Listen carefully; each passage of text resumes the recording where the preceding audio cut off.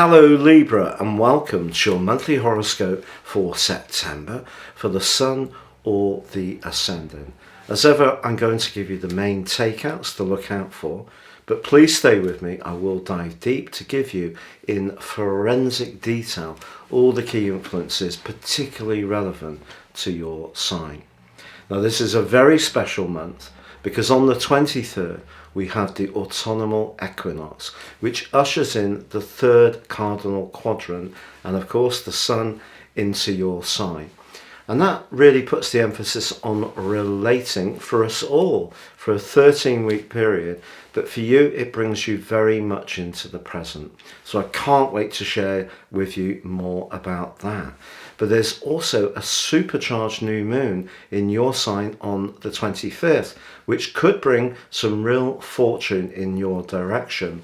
Also, Mercury, the planet of communication, starts this month in your sign. It does go into retrograde on the 10th and inverses into Virgo on the 23rd, but not before it forges a cazimi with the Sun in your sign on the same day. Again, I need to explain to you what I feel is the relevance of all that. And right at the start of this month, Mars, which is in a really rampant location for you, your 9th house, is forging a terrific link for the first 10 days with Mercury in your sign.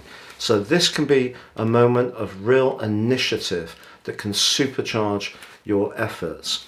But we can't disguise the fact that the Sun and from the 5th your ruler Venus are going to be moving through a much more sheltered location, and we do have a full moon on the 10th, which I also need to explain to you. If you are wanting to embrace more serious astrology and rise above this zodiac forecast, if you give me 3 pieces of personal birth data of time, date and place of birth, I can give you a roadmap that can guide you for the rest of your life, help you to identify opportunities, but also see patterns that may have made at times your life more challenging and learn how to work around these. But in my special offer of 30% off, if you order this year, I'll give you your year 2023 forecast within this package, but also the rest of 2022 free. Please see the link below. And finally, if you are new to my channel, I'd be honoured if you would subscribe. If you've already done so, thank you so much for your support. But if not, please click or tap on the bell notification symbol. Thank you. So Libra, your September forecast begins with the Sun located in the sign of Virgo, which for you is very much about introspection. It's about just taking the time to check over some of your deeper feelings, the more psychological dimension of life. But I'm not sure right at the start of this month that that will be terribly obvious. And this is because Mercury is in your sign. It is in shadow, which is a period that precludes the retrograde beginning, when it doesn't have quite the crispness that it usually enjoys. But Mercury in your sign is very much about initiating ideas, and it's linked to Mars in the 9th house, which is quite rugged, adventurous, and wanting to take on challenges could see you initiating things. So what the Sun can inform this part of the month for you is to listen to your hunches. But also Venus, your ruler for the first 5 days, is in a very sociable location. Here it's asking you to think about the quality rather than the quantity when it comes to your circle of friends and acquaintances. But once Venus moves into your 12th house on the 5th, I do feel that that's going to bring in a bit more of an introspective vibe. Now, it is the case that from the 10th to the 15th, the Sun in your 12th house is also in an obtuse angle with Saturn in your sector of self-expression. And of course, Saturn's in a retrograde. Saturn's also, for the whole of this month, increasingly getting tighter in its square with the abrasive Uranus in that particular relationship. Now Uranus is in the part of your scope to do with formations, shared finance, business, entrepreneurship, anything to do with long-term financial management. And funnily enough, it does forge, pardon me, an absolutely incredible link with the Sun in week 2.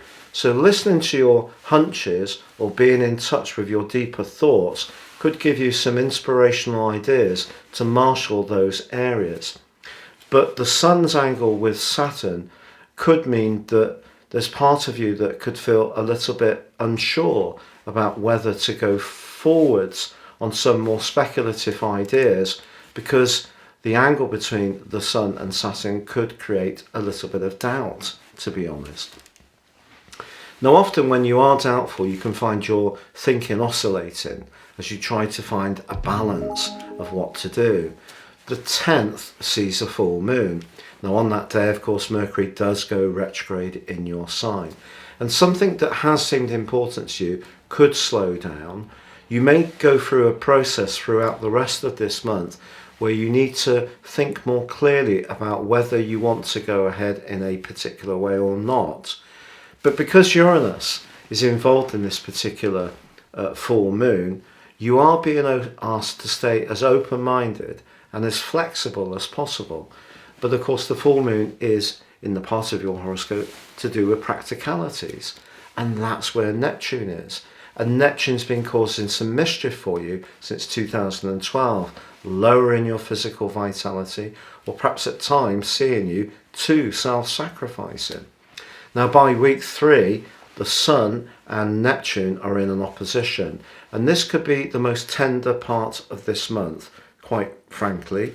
It's not the best of times to be stretching yourself too much emotionally or physically. I think conserving your energy, getting some early nights will be really helpful to you. Ironically, from the 17th through to the 22nd, your ruler Venus does actually forge a super link with Uranus. Conversations that you're having that may be discreet, or you may be taking soundings. It's not just about relationships, Venus. It is mainly for you, but it can also be about money.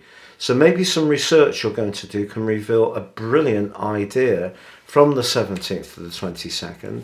And then when the Sun forges a very transformational angle with Pluto in week 3, the deeper part of your psyche can really go through quite a shift, but in a very helpful way. And that all brings you to the autumnal equinox on the 23rd, when the Sun arrives in your sign, and you can start to feel much more in the moment. But ironically, although that occurs, so Mercury on the same day inverts out of your sign into your 12th house. But it does forge that very charismatic link with Mercury, the Cazimi, before it does. If you have a brainwave around this time, do trust in it, because it could really be very important. Now, the 24th does see your ruler Venus in an opposition with Neptune. There could be some confusion around a relationship situation, I think. If there is a lack of openness or clarity, or someone is being evasive, or however mysterious and mystical they may seem to you, you just can't quite get to the bottom of what it's about, then I would proceed with a degree of caution. However, Mercury, despite it being in your 12th house, does forge a very penetrating link to Pluto in the last week.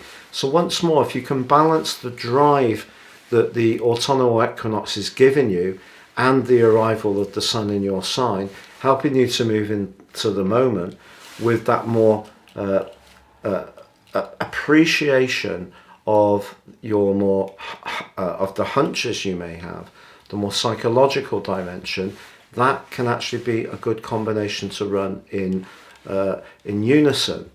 But on the 25th, the new moon in your sign is just absolutely fab. Because it's in opposition with Jupiter. Jupiter may be in a retrograde all through this month in your sector of relating, but this is very supportive. It suggests that although some people may show themselves to be fair weather friends this month, and you may be a bit disappointed in some other people's attitudes or lack of appreciation of your circumstances, someone can really come up trumps for you in the following 3 or 4 weeks. And it could be in a romantic dimension, but as long as you feel there is that clarity. Now on the 29th, Venus moves into your sign. This is a great place for Venus to pitch up in, because the doubts you've been experiencing since the 5th can make way somewhat. It's been a pleasure being with you. Thank you so much for joining me. Good luck and goodbye for now.